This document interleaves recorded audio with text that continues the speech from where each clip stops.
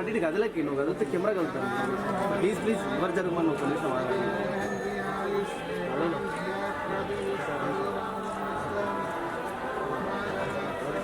అలానా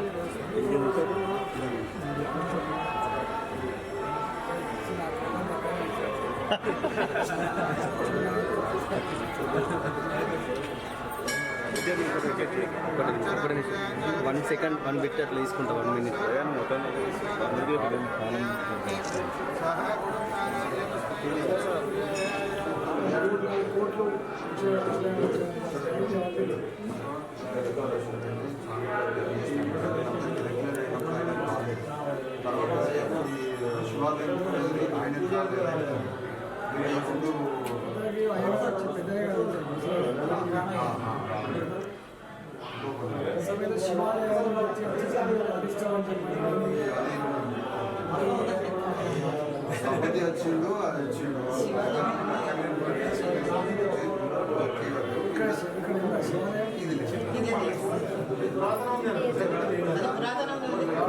పండుగ సందర్భంగా ప్రజలందరికీ కూడా శుభాకాంక్షలు తెలియజేస్తాను.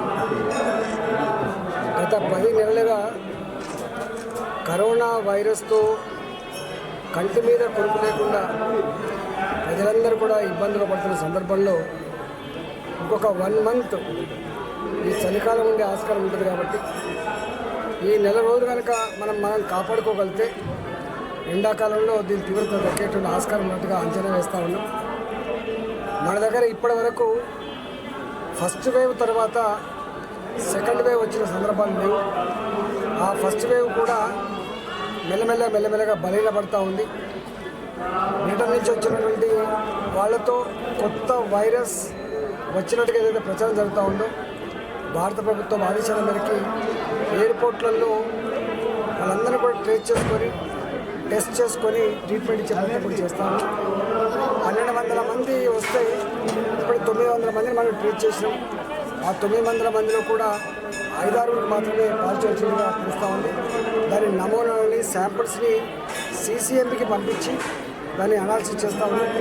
నాకు తెలిసి మనకున్న పరిస్థితుల్లో సెకండ్ వేవ్ అంత ఎఫెక్ట్గా ఉంటుందని మనం భావించట్లేదు.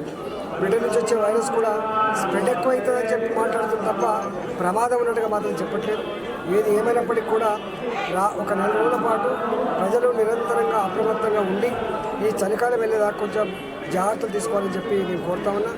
మనం మాస్కులు కట్టుకోవడం కానీ కొంత దూరం పాటించడం కానీ తప్పకుండా చేయాలి.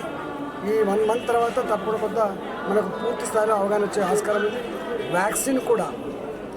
వ్యాక్సిన్ కూడా జనవరి మాసంలో వస్తారని ఎక్స్పెక్ట్ చేస్తా ఉన్నాం. సీరం ఇండియా నుంచి అదేవిధంగా భారత్ బయోటెక్ నుంచి ఆ ఏర్పాట్లు కూడా చేస్తా ఉన్నాం. రోజుకు 10 లక్షల మందికి వేయగలిగినటువంటి స్థాయికి మనం ప్రిపేర్ అయ్యున్నాం. కోల్డ్ చైన్ సిస్టమ్ కానీ ట్రాన్స్పోర్ట్ వెహికల్స్ కానీ స్టాక్ పెట్టేటువంటి పాయింట్లు కానీ వేసేటువంటి వాళ్ళకు శిక్షణ కానీ అవన్నీ కూడా పూర్తి చేసుకున్నాం. భారత ప్రభుత్వం ఎప్పుడు అందిస్తే అప్పుడు ఆ వ్యాక్సిన్ ప్రోగ్రాం మొదలుపెట్టింది.